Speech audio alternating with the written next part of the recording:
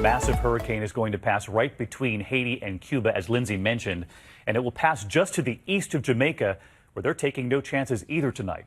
ABC's Gio Benitez is in Kingston. Tonight in Jamaica, time is running out for last-minute preparations as Hurricane Matthew passes close to the island of 3 million people. This particular hurricane, by virtue of its trajectory, will have a severe impact on Jamaica. And we're already seeing a preview. Cars stuck in high water after a quick passing outer band hit this island. The big concern tonight, flooding. The other concern, tornadoes. This waterspout spotted right off the beach on the southern part of the island. In Kingston, streets are empty. This as the U.S. State Department urges all Americans to get off these Caribbean islands now, fearing it could soon be too late. And David, just take a look. Here in Kingston, Jamaica, we are seeing some powerful and dangerous surf. And even though this island may be spared the brunt of the storm, we're still looking at the possibility of tropical storm force winds and even a foot of rain. David. All right, Gio and Lindsay, both in the storm zone tonight. Our thanks to you both. Let's get right to Chief Meteorologist Ginger Z, who is tracking this for us. And where is this right now? Right. The slow mover is now 225 miles south and west of Port-au-Prince. So it is Haiti that is in the immediate and really frightening threat tonight. It is overnight into Cuba tomorrow, then the Bahamas eventually as we get into Wednesday. That's the timing there as we move out of the islands. And I wanted to go through it here, the forecast. Tuesday, 4 a.m., that center passes that southwestern portion. That's where we were talking about the isolated amounts of 40-plus inches life-threatening rain. Eastern Cuba gets it tomorrow as the center passes over. Lots of warm water, plenty of energy to get into and now west of the Bahamas. And that's where we're concerned, David. This track, the latest official from the National Hurricane Center, has shifted to the west. And although there is a large margin of error when we get to day 4 and day 5, this is a big deal because it now encompasses Miami to Jacksonville, Charlotte, Charleston, Wilmington. And I think a lot of the computer models, those spaghetti plots that, David, you and I were talking about, steering from the high pressure system, the cold front trying to push it out, the two computer models long range that we look at and you've heard of, the European and the American, both take it close to or landfall in North Carolina by this weekend and then start to diverge. Much bigger impact from the American model by Monday into New England. All right, tracking this for several days ahead. Ginger Z, our thanks to you. 3-year-old Ashley Pacheco was playing with her brother when she fell and scraped her knee. Her parents cleaned her up and didn't think any more of it. But 2 weeks later, Ashley was in a trauma shock unit hospital bed, fighting for her life, an infection seething through her body. That was only the beginning of the family's ordeal. She got arthritis and they had to operate on her. Then we struggled to get medicines in an artificial respirator. Still today, we are fighting to get the medicine. Venezuela, already reeling from a food and supply shortage, is now also facing a public health crisis. 1 in 3 people admitted to public hospitals last year died. The number of operational hospital beds has fallen by 40% since 2014, and there is a critical shortage of medicine. We can't get Ashley's medicine in pharmacies, and that hurts her. Sometimes there is medicine for her, and sometimes there isn't. So the one day they don't give her treatment is the day her condition gets worse. For everything, there are long lines winding through the streets of Caracas. Here, Ashley's mother waits to try to make doctor's appointments for her sick daughter. Inside the hospitals, the situation isn't any less grim. Crumbling infrastructure, damaged facilities, and often unsanitary conditions. Don't be a pig, reads this reminder to wash hands in a decaying hospital bathroom with broken sinks. As families struggle for treatment and proper care, the nurses and doctors themselves are under immense pressure and stress. Ashley's pediatrician has had a gun and knife drawn on him on different occasions, all while on the job. He watched 5 children die from sepsis within a week. Yet he knows he can't give up. Patients like Ashley are depending on him. In order to eradicate the infection, Ashley should have continuously received vancomycin, an antibiotic, but she couldn't get it because no one had the drug. That led to a whole ordeal for the parents to try to get the drug through other hospitals. The operation itself was anything but smooth. Bacteria from Ashley's leg had reached her right lung, causing it to collapse, and it led to an infection, permanently scarring her heart. In the end, Ashley received her medication from another patient who had died. Finally, 2 months after she was first admitted, Ashley is able to go home. She kisses a nurse on her way out, mounts her father's motorcycle, and waves goodbye.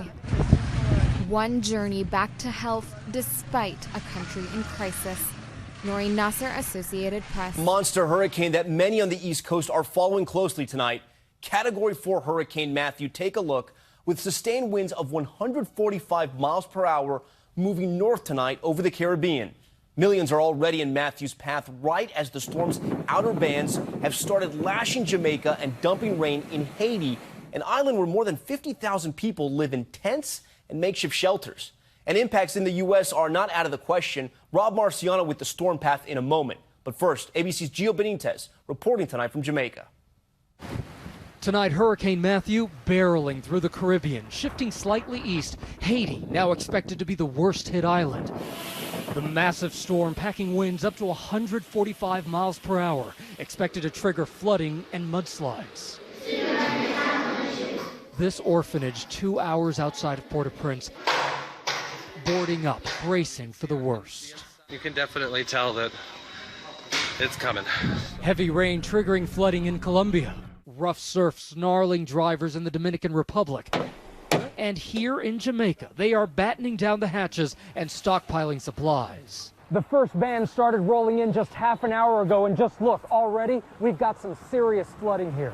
The monster storm already deadly, killing a 16-year-old on the island of St. Vincent as it slowly marches north, gaining strength.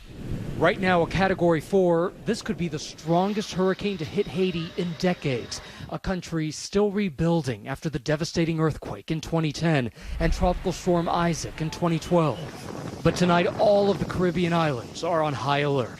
And from here in Jamaica all the way to the Bahamas, the State Department is now urging all Americans here to get out now before Matthew hits, saying there is limited time for a safe departure. Tom. Gio, thank you, and stay safe. Let's bring in Rob Marciano for more on where this storm may be next. I want to echo what Gio said. It's been since the 1960s since they had a storm hit like this in Haiti, and then thousands of people died. So a very dangerous situation. Here's the storm, 145-mile-an-hour winds and torrential rains on the eastern flank of this. Here's one of our computer models showing a landfall in western Haiti probably sometime tomorrow night, likely as a major category storm and likely with rainfall over 20 inches, potentially 3 feet. That means torrential, deadly mudslides potentially there. Here's the official track. Jamaica, eastern Cuba, you're going to get it as well. And then the Bahamas. And then by Thursday and Friday, it's abreast of the U.S. Too soon to give it the all clear here. But as of now, the cone of uncertainty is just grazing the shorelines. We'll be watching this very, very closely throughout the week. Tom? A big storm. All right, Rob, thanks. This is AP News Minute.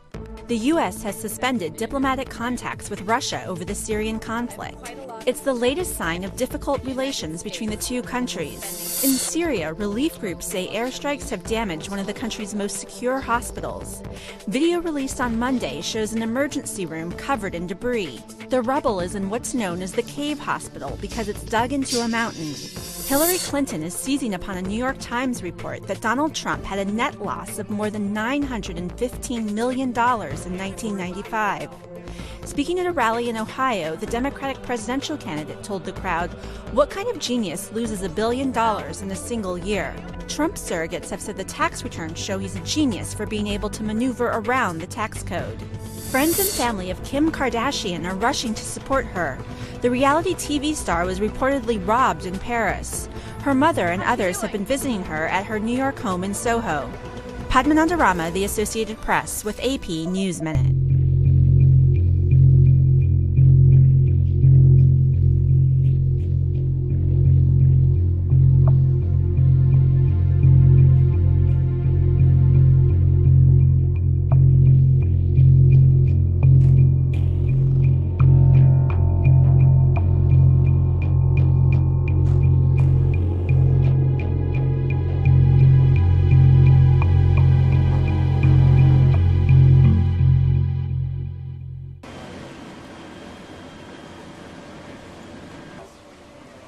The little fleet's okay. The little fleet's okay. But, and I think, I can't tell, I can't.